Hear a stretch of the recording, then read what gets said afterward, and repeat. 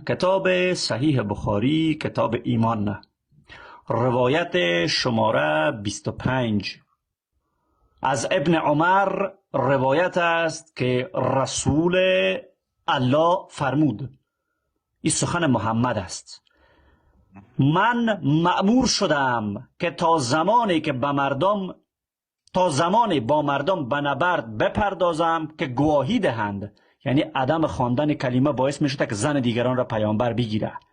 من مأمور شدم تا زمانی با مردم به نبرد بپردازم که گواهی دهند بر این که نیست معبود بر حقی بجز خدای یکتا و محمد فرستاده اوست.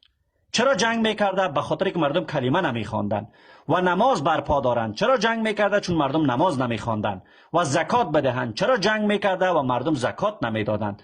هرگاه چنین کنند، هرگاه نماز بخوانند، مسلمان شوند، کلمه بخوانند، خونها یعنی جانشان، خونها و مالهای ایشان را از من باز داشتند، مگر در مورد حقوق اسلام و حساب نهان آنها با خداست.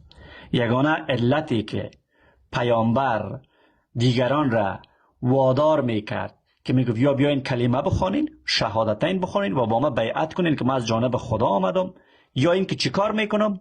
مالتان را و خونتان را میگیرم، جانتان را میگیرم.